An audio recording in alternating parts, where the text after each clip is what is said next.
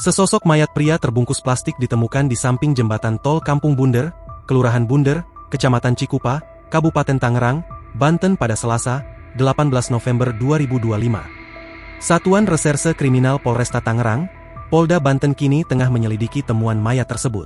Kasatreskrim Polresta Tangerang, Kompol Septa Badoyo, mengatakan temuan jasad pria tanpa identitas ini telah dilakukan proses identifikasi untuk mengetahui apakah terkait dugaan kasus pembunuhan.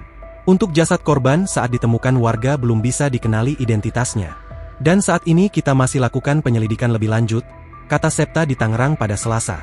Dia mengungkapkan, berdasarkan pemeriksaan awal, kondisi fisik jasad pria yang terbungkus plastik ini masih dalam kondisi utuh. Hanya, ada beberapa bagian tubuhnya yang mengalami luka. Untuk jelasnya mungkin nanti hasil penyelidikan. Karena kan kita masih menunggu hasil autopsi, biar nanti tidak salah memberikan keterangan juga, tuturnya. Selain menemukan tanda luka pada tubuh korban, tim penyidik juga menemukan sejumlah petunjuk lain yakni dompet berisikan uang dan pakaian lengkap korban. Ya, ditemukan jasad itu berpakaian lengkap, ucapnya.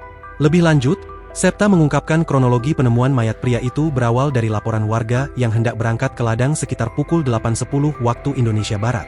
Warga tersebut saat melintas di lokasi tempat kejadian perkara tercium bau busuk menyengat, yang bersumber dari bungkusan plastik dengan dikerumuni lalat. Setelah saksi melihat langsung melaporkan ke Babinsa dan Binmas Bunder, kemudian berkoordinasi tim Inafis Polresta Tangerang, ujarnya. Selanjutnya, tim kepolisian melakukan olah tempat kejadian perkara dan mengevakuasi jasad itu ke Rumah Sakit Daerah Balaraja untuk dilakukan proses autopsi. Download Tribun X sekarang, menghadirkan lokal menjadi Indonesia.